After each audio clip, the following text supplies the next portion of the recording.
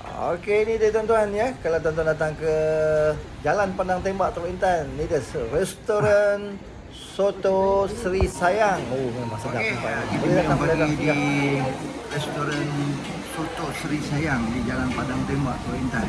Kalau tuan datang ke Teluk Intan, datang ke Jalan Padang Tembak. Restoran Soto Sri Sayang. So, minum tamu soto lah. So, dia ada nasi-nasi, berbagai lauk dan berbagai juga apa ni menu-menu yang disediakan. Boleh datang. Memang tak payahlah kedai ni.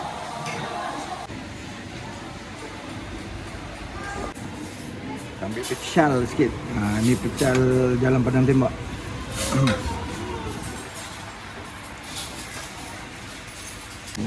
Kuih minyak, kuih ni. Oh, jom jalan. Kuih minyak, kuih. Ini air buah-buah dia. Oh, banyak dia punya apa? Lauk-lauk dia banyak. Nasi ayam ada. Ni. Ni macam-macam ni ada. Sedap ni. Kat sini pun ada ni sambal ni apa? Uyuh. Bungkus pecah sikit, sedap ni. Boleh makan kat ni. Pecah. Bungkus sikit pecah.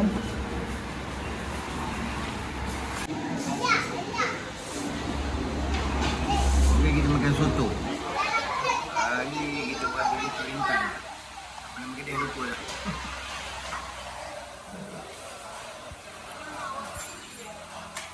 Ini soto ayam, satu yang ini soto daging.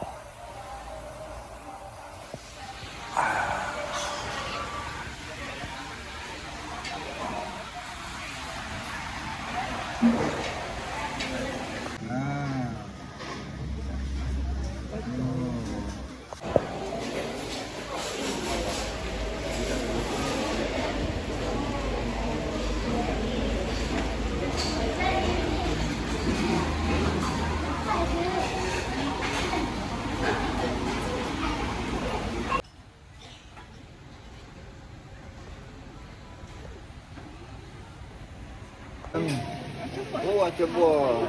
Ada acah buah kuih pada ni apa? Sudah habis. Jagung. Jagung. Ada jagung ni. Ni best. Ni sedap. Oh, ni apa? Pakurawan.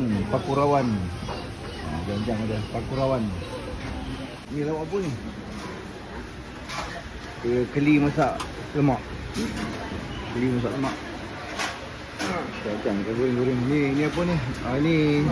Ni goreng ke panggang? Goreng lah. Goreng. Oh. Tapi ya. Dia ada harga siap dah. Lepiau. Ni apa? Kari apa? Ni apa? Oh, ni sedap ni. Ni pais. Yang ni tak tahan. Okey. Mama pergi makan apa?